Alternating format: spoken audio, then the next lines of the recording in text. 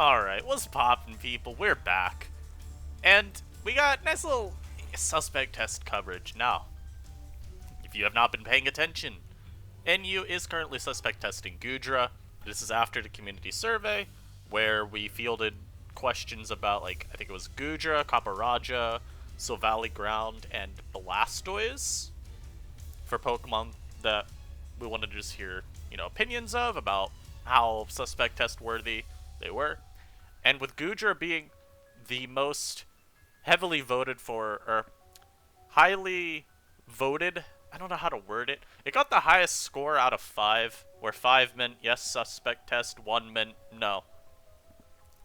And so, after a little bit more internal deliberation, we said, you know what? Let's go for it. And I'm gonna try to give both sides to the argument, because Goodra, none of them were very cut and dry, but I would say with Goodra, there are pretty clearly more pro-banners than anti-banners. But anyhow, let's get into it.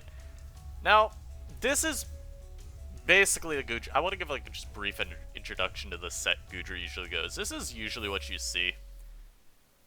Goodra pretty much is always Expert Belt. And these first 3 moves, you could sometimes see Thunder, but these first 3 moves are nigh mandatory, with your last move slot being designed to just help you a little bit more against one of your checks. Iron Tail is, I'd say, a little bit less common nowadays. Diancie's usage has fallen a decent amount. And so a lot of time you'll now see Sludge Bomb instead, so that you could target still Sylveon, but also have just a more accurate move. Iron Tail is still good to hit Diancie, and you'll even sometimes see like Hydro Pump.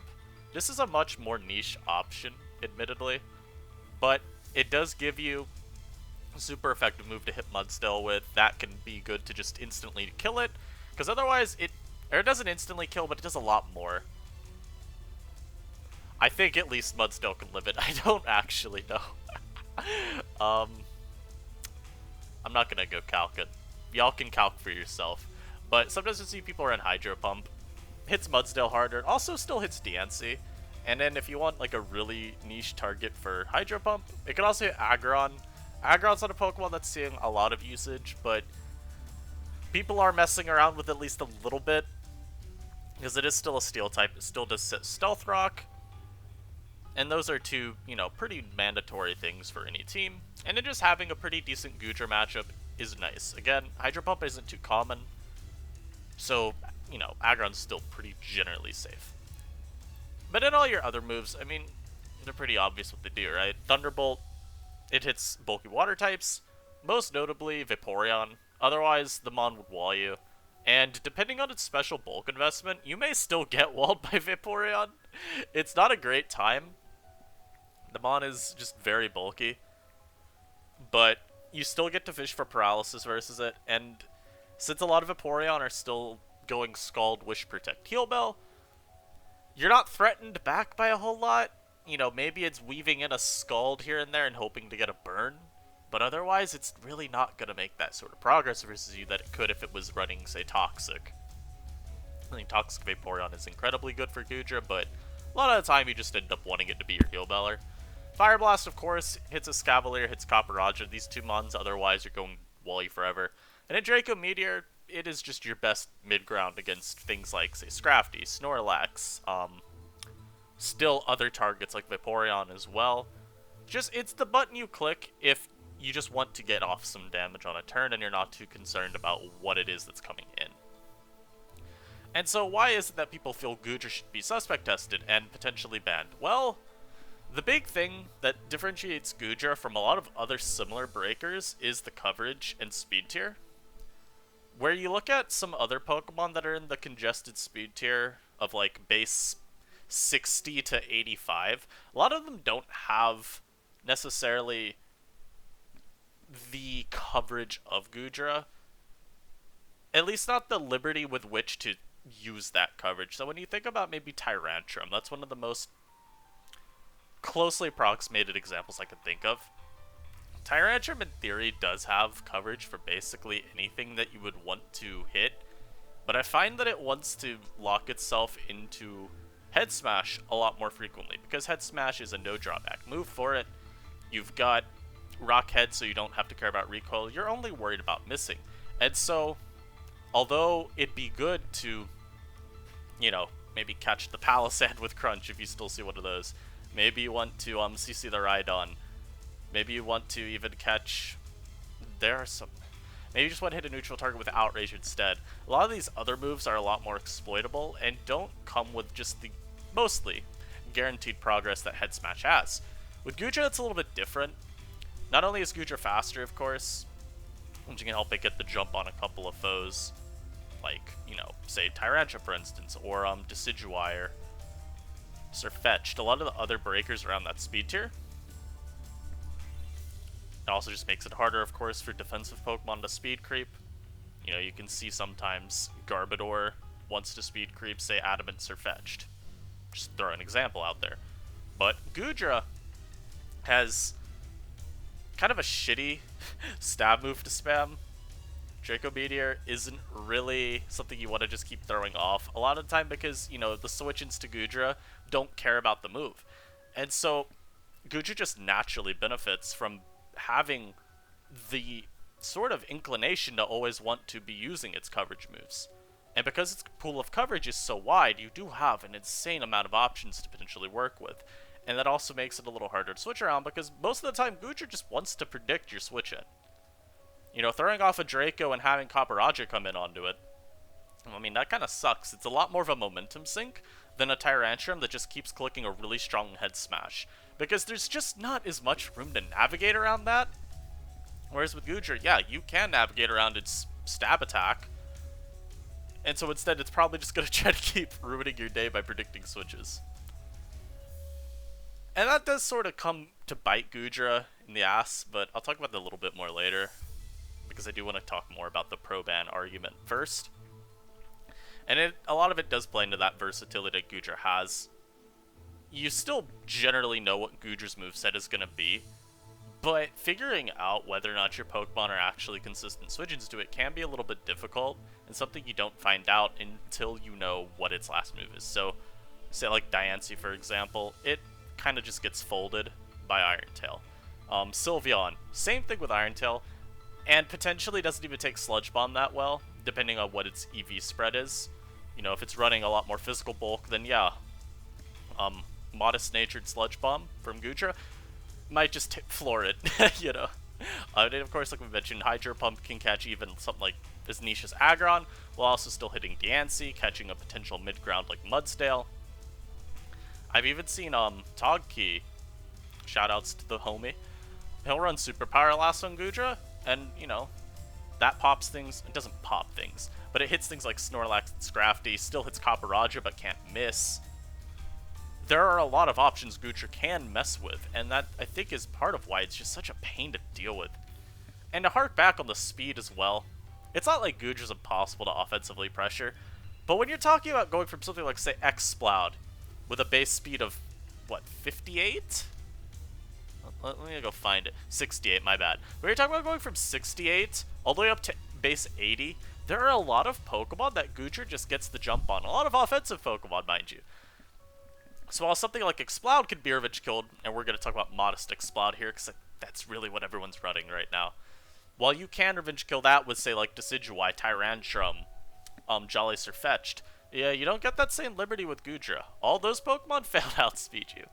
And you can even see Goodra go Timid if it wants. I have Mild here, which is still outsped by, say, like not Jolly Sirfetch'd, but Jolly Tyrantrum and Decidueye. But we have seen some people go Timid just because of the Pokemon that it gets you the jump on. Even something like Adamant Toxicroak now is getting outsped by you, which is really nice. But when you run Timid, you get even more of an advantage speed-wise. And for what I've seen, you really aren't that hurt by the drop in power. It more just comes back again to whether your natural Draco Meteor isn't hitting as hard as maybe you'd want it to. Which is okay. But there are still Pokemon that can offensively pressure Goodra, fortunately, and I think that's how we're going to make the transition now into our anti-ban argument. A lot of it hinges on looking at Goodra's coverage, acknowledging it as great, and it's saying, but blanket special walls. So I did mention, of course, Togkey runs Superpower, but that doesn't really change the fact Things like Snorlax, Scrafty, Mons that we're going to generalize is just, hey, Goodra doesn't have a great coverage before this. They kind of just stop Goodra really effectively. I remember someone even mentioning they were doing a test game against someone that was running especially defensive Garbodor. Even that was causing Goodra a lot of problems. Because Goodra, 110, it feels weird to call that low. So I'm not going to say it's low, but it's not overly impressive of a special attack stat, It's not like something like Choice Specs Explode, which is then using Boom Burst, what literally no drawback at all. That's quite troublesome to switch into, even with a Resist. But Goodra it doesn't have the natural firepower, something like that, or like a Choice Banded Tyrantrum, for example. And so, when Goodra isn't making the right prediction, when Goodra isn't able to even just catch the primary switch-in with a strong move, which is something that you can kind of see as Goodra starts running less Iron Tail and more Sludge Bomb, when it runs into those Diancie matchups, even into something like we had mentioned, the more niche option of Aggron. Or something like Mudsdale, which isn't really even a specially defensive Pokemon. All of these can give Goodra some problems, because it doesn't have that natural firepower. Sometimes it might lack the coverage to actually reliably break through these Pokemon.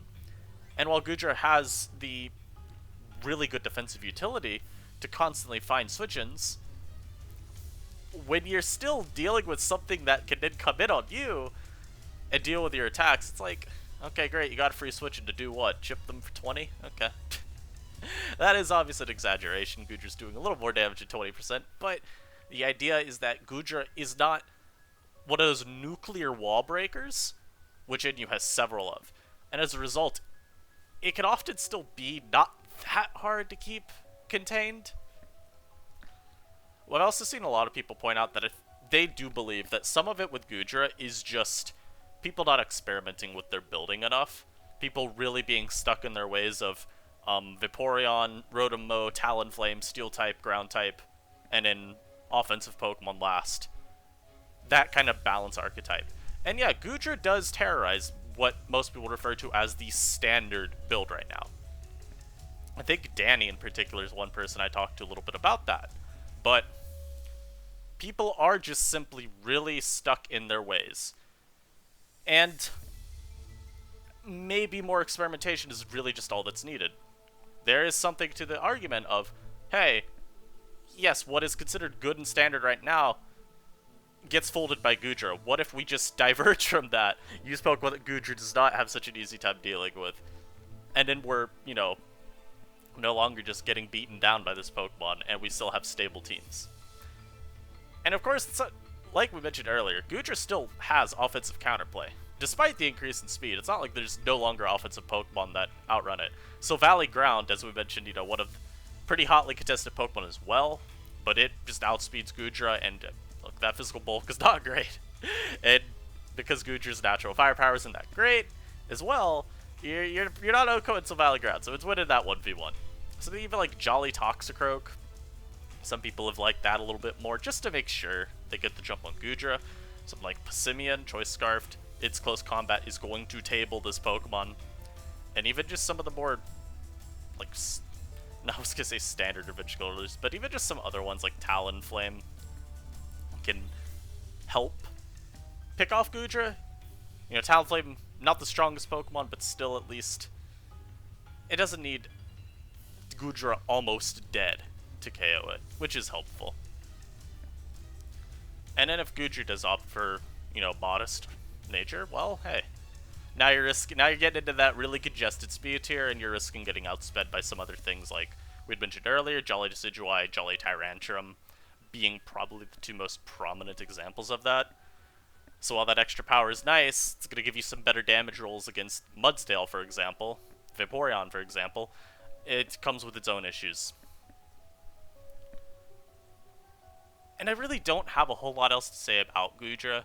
This is a Pokemon that we've had in the tier for a while, and so I think most of the dialogue has been had revolving around it.